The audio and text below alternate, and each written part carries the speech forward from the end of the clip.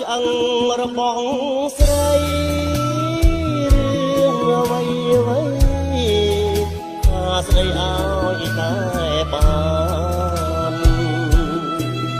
ស្រឡាញ់រួចផ្លេចត្រឡាក់ប្រានអណ្ដាតសាបានដដាមជុំខ្មៅបើអូនបានជាដាក់ចិត្តស្រឡាញ់ត្រីចង់ចាញ់ត្រូវជឿក្នុងចិត្តនៅពេលស្ដោះហើយកុំលិតនាំអាស្រីទុកគេឈួកនៅលំសែនពីរស់ណាអូ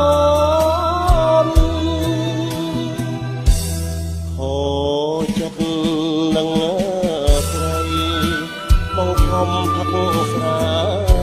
ផឹកនាងហើយមហាផឹកឲ្យខ្លួនសនអីលើទៅដឹងថាឈួតព្រោះអូនស្ទើរជីវិតសូនទៅផ្លាយផឹកស្រា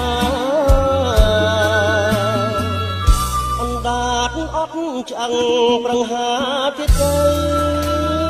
លុះអស់ផ្លូវប៉ះចំលើប្រសា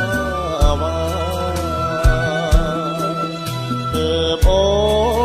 ននឹកឃើញអតីតសង្សារបងឈប់ត្រូវការអណ្ដាតអត់ឆ្អឹងអូនហើយ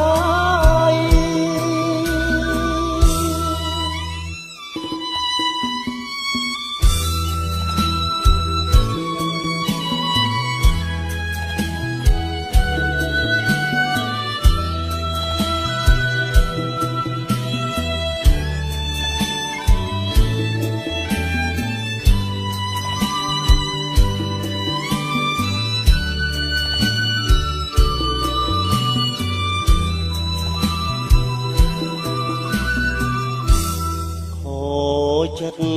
នឹងស្រីបងខំផឹកស្រាផឹកនាងហើយមហាផឹកឲ្យខ្លួនសនអីលើ